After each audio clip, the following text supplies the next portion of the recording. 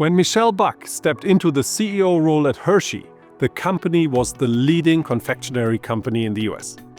But Michele had ambitions for further growth. She quickly positioned Hershey to move beyond the candy aisle and become, in her words, a snacking powerhouse. In this episode of BCG's CEO Moments of Truth, we explore how a CEO can spark innovation and growth by expanding into new businesses.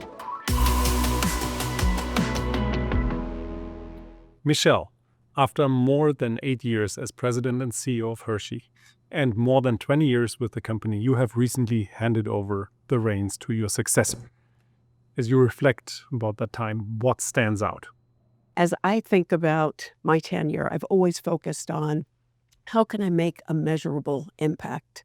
How can I really continue the things that are working really well, but challenge the status quo to uncover new opportunities that can really help unleash the full potential of the company?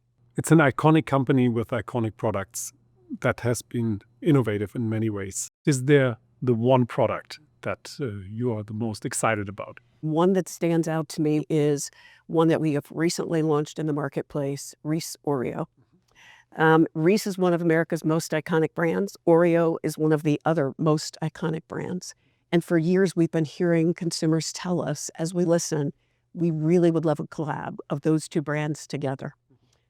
We knew that it would be important to have an amazing product. It would have to deliver for consumers because their expectations are super high, but we were able to deliver that product. That's wonderful to hear. March 1st, 2017 was your first day as CEO. And you used that day to get in front of investors. And you communicated that you want Hershey to be an innovative snacking powerhouse so that you would move beyond confection. That was quite a statement because Hershey had tried that before and it didn't really work out. How did that day go? So it was a great day.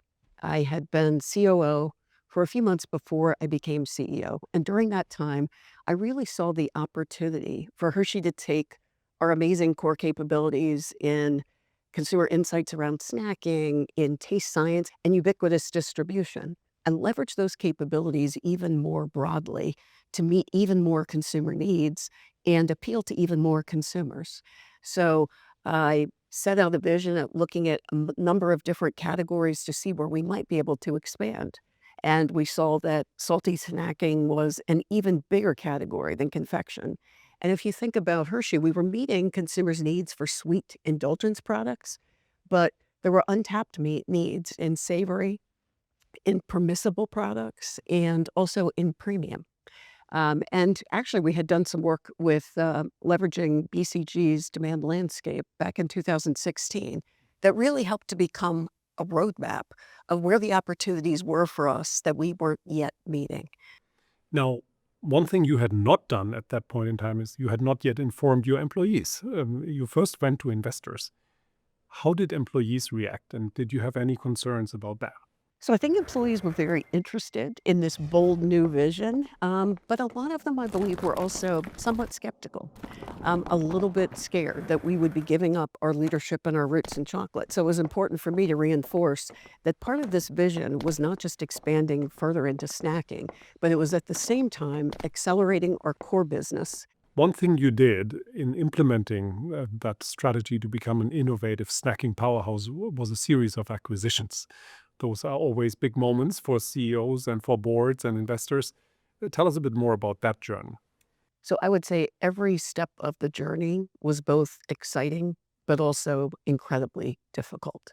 So the change management of getting the entire organization to believe that we could indeed do this while still staying focused on our core business, building the muscle to be able to bring into the fold some of these newer businesses, founder-led businesses.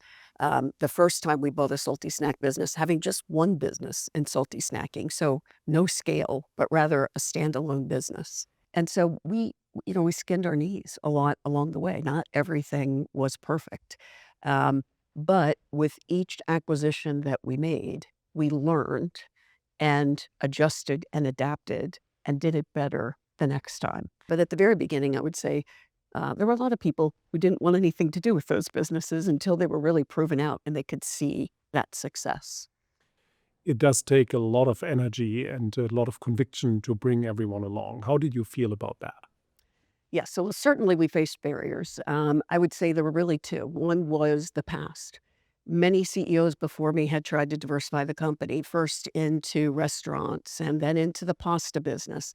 And we have a lot of long tenured employees who are here to see that. And then, even more recently, we had purchased a beef jerky business that was unsuccessful. It was the right strategic opportunity, but just the wrong fit, the wrong specific business. So one of the things that was absolutely key was communicate, communicate, communicate. But it also took finding advocates within the company, other leaders who were influential, who could also be a part of kind of building this idea and getting the snowball, up and running and building to be a bigger focus and a bigger initiative. And I identified people at multiple levels in the organization to really partner with me and be a bit of my advisor team to help implement the change in the company. And how did you think about the balance between, on the one hand, protecting what made Hershey special at every point in time, but also absorbing some of the differentiation and maybe also new cultural elements of the companies that you acquired? So, as we thought about the portfolio, we viewed it as our Hershey business is a business of big, iconic brands that have been around for 125 plus years. The new business unit in salty snacking that we were building is an array of emerging brands that have only been in the marketplace for 10 years. And so, where those brands each are and those businesses in their journey is very different. The iconic brands continuing to drive and build off of this strong base, and the emerging brands really creating, building brand awareness and distribution, different parts of their journey. I've heard you refer to the CEO role as not only chief executive officer, but also chief energy officer. I love that concept. I try to be the same for BCG. Tell me a bit more. What is it like to be the chief energy officer for a Yeah. company like Hershey? Yeah, as I think about being CEO, I kind of break it into three lenses that I take into the role. The first is the traditional chief executive officer lens, creating strategy, running the operation, really running the day to day business.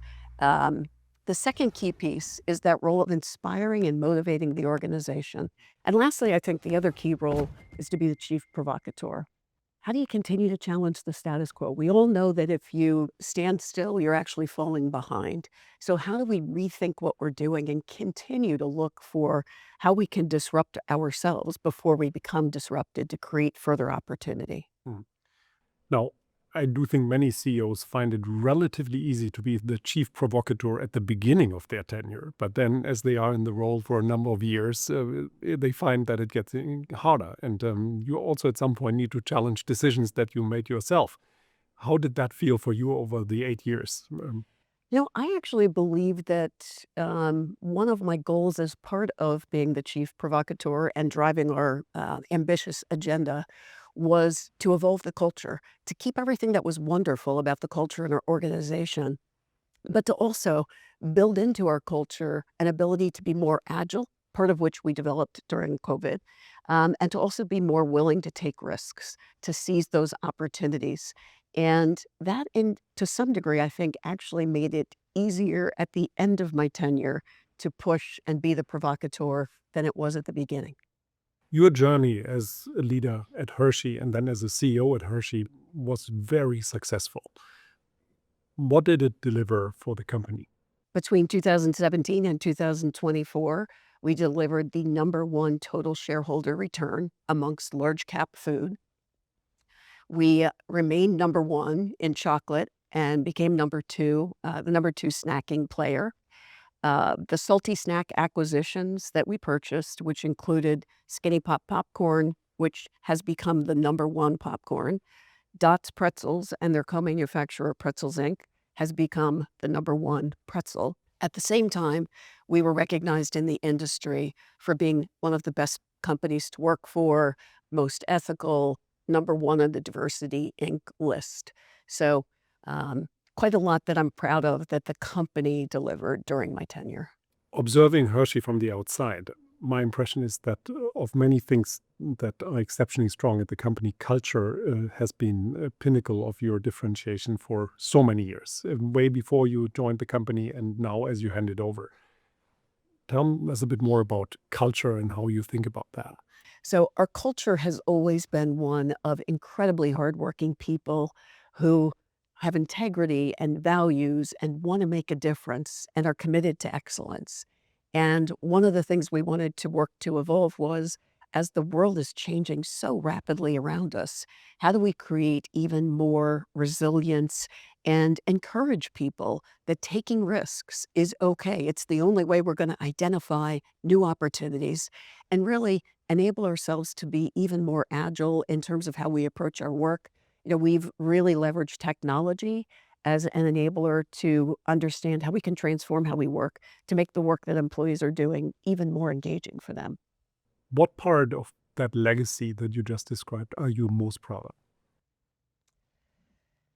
I'm proud of the impact that we've been able to create in terms of really delivering shareholder value and the legacy of expanding our business to leave behind a company that's even stronger than when I came in. We have a stronger portfolio that is more diverse, that is more robust. Our geographic footprint is focused in the places that we can really deliver profitable growth. And our culture is also stronger in terms of our capabilities to continue to deliver going forward. Michelle, it's wonderful to hear from you. Thank you so much for your time and congratulations on that incredible track record. Thank you very much.